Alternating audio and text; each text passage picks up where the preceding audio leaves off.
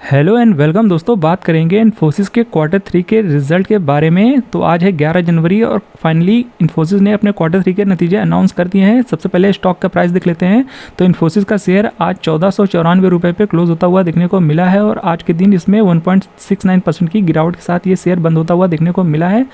और चलिए देख लेते हैं Q3 के नतीजे कैसे आते हुए देखने को मिल रहे हैं इन्फोसिस के।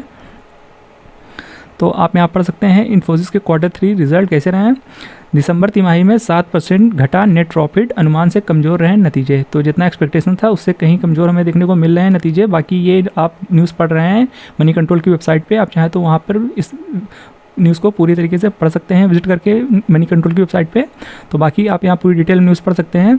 दिसंबर तिमाही में कंपनी के नेट प्रॉफिट में 7.3% की गिरावट आई है और यह 6,106 करोड़ रुपए पर आ गया है। इस दौरान कंपनी का मुनाफा मनी कंट्रोल के 6,244 करोड़ रुपए के अनुमान से कमज़ोर रहा है।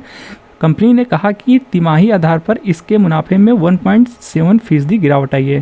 देखिए जितना एक्सपेक्टेशन था नेट प्रॉफिट में उससे कहीं हमें 1.7% की गिरावट हमें देखने को मिल रही है। तो जितना एक्सपेक्टेशन था उससे थोड़ा सा नेट प्रॉफिट कम आता हुआ देखने को मिल रहा है, जो कि कंपनी के लिए अच्छी बात नहीं है। तो चलिए अब देख लेते हैं रिवेन्यू में क्या कुछ देखने को मिल रहा है, वो भी हम समझ लेते हैं। तो आप यहाँ से पढ़ पा रहे होंगे, बेंगलुरु स्थित कंपनी ने 11 जनवरी को एक रेगुलेटरी फाइलिंग में कहा कि तिमाही आधार पर इन्फोसिस के मुनाफे में 1.7% की गिरावट आई है।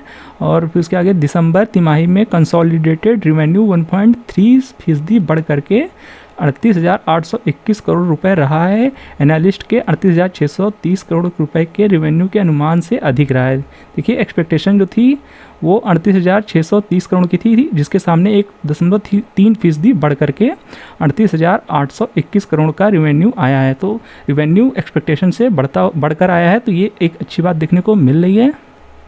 बाकी आप यहाँ से पढ़ सकते हैं रिवेन्यू गाइडेंस में कटौती। देखिए इन्फोसिस ने फिर से रिवेन्यू गाइडेंस में कटौती करते हुए देखने को मिल रहा है और ये बैक टू बैक तीसरी बार ऐसा हो रहा है।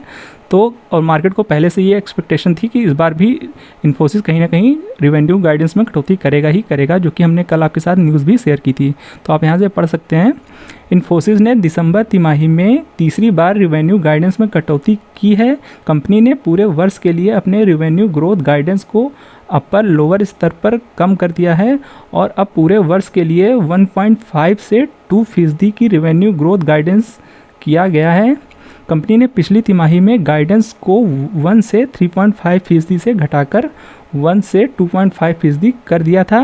बता दें कि तीसरी तिमाही आईटी कंपनियों के लिए आमतौर पर कमज़ोर तिमाही होती है, क्योंकि छुट्टी और कम वर्किंग डे का असर नतीजों पर देखने को मिलता है।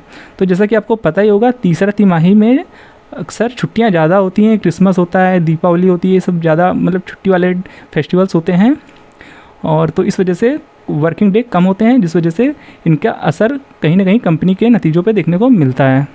तो ये था Q3 का रिज़ल्ट इन्फोसिस का। तो देखते हैं कल के दिन इन्फोसिस का शेयर अपने नतीजे पे कैसा रिस्पॉन्स करता है। तो आपको इन्फोसिस के Q3 नतीजे कैसे लगे कमेंट में बताना बिल्कुल भी मत भूलिएगा। बाकी स्टॉक मार्केट रिलेटेड ऐसे ही अपडेट्स पाने के लिए इस चैनल को सब्सक्राइब करना बिल्कुल मत भूलिएगा। मिलते हैं नेक्स्ट वीडियो में, तब तक के लिए गुड बाय।